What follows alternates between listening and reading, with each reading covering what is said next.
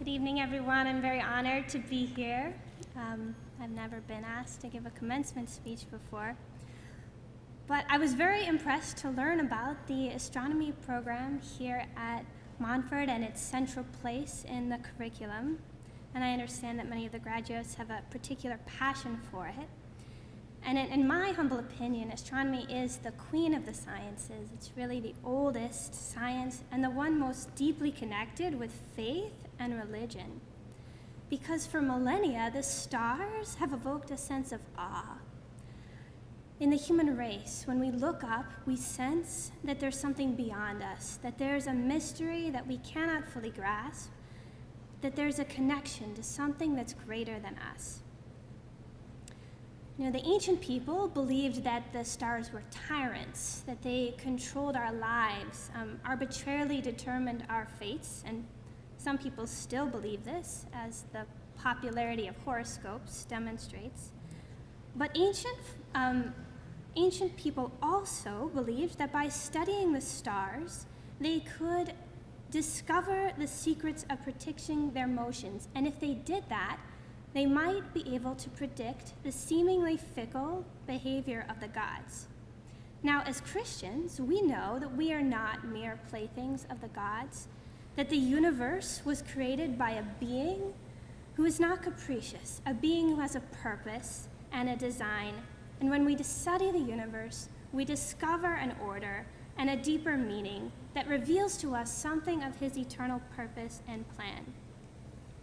In the Middle Ages, the perfect, predictable, unchanging motion of the stars and planets spoke to astronomers of the perfect, eternal God who governs the universe with power and love. But then, the rapid development of science in the 17th century shook the foundations of this classical worldview, and instead of perfect spheres revolving in neat angel-powered epicycles, modern scientists now use chaos theory to model orbits in our solar system. So what does that mean for faith and science today? Well, when God is removed as the force of love behind the motions of the heavens, many people fall back into that same mistake of superstitious astrology.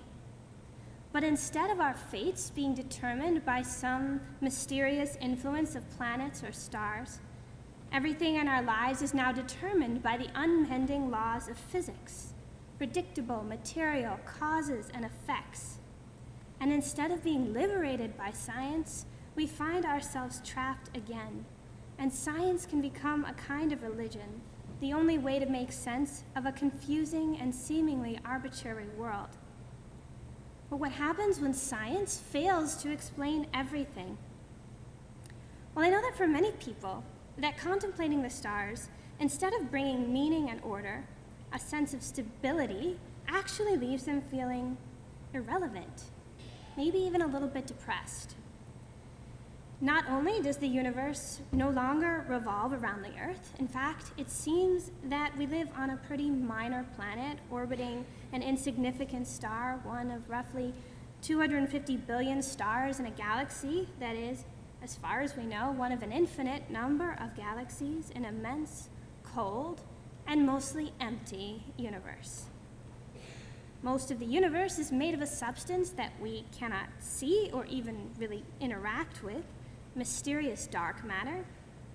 And from the perspective of cosmology, all of human history is merely a blip in a 13.8 billion year timeline. Now, this sense of insignificance is not new. It's written in Psalm 8. When I see the heavens, the work of your hands, the moon and the stars which you arranged, what is man that you should keep him in mind, mortal man that you care for him? But here at Montfort Academy, you have learned how to let faith inform your science. And it doesn't change the science, but it changes what it means to us. And science can also inform our faith. At the same time that we recognize our small and limited existence, we also recognize the deep longing of the human heart, the desire for infinity, for existence without limits.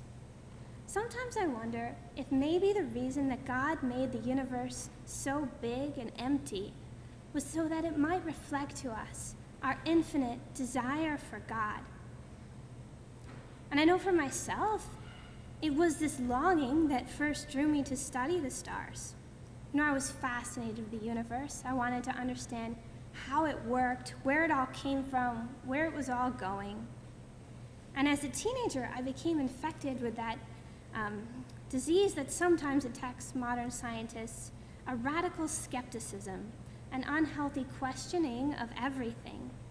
And without a strong faith to support me, I started to doubt the existence of God himself.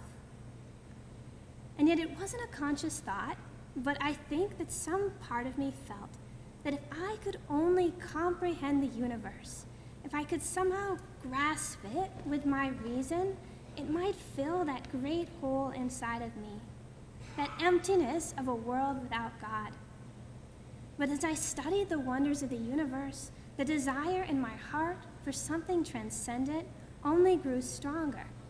How could it not, when you're looking at such marvels? And when in prayer I had a genuine encounter with the love of God, something that I hope that each of you have had during your time here at Montfort, I started to recognize that that restlessness in my heart was actually a call from God, from the one who alone could satisfy that infinite ache inside of me. It was a gradual recognition on the level of the heart of what Pope Emeritus Benedict said. It is not the elemental spirits of the universe, the laws of matter, which ultimately govern the world and mankind, but a personal God governs the stars.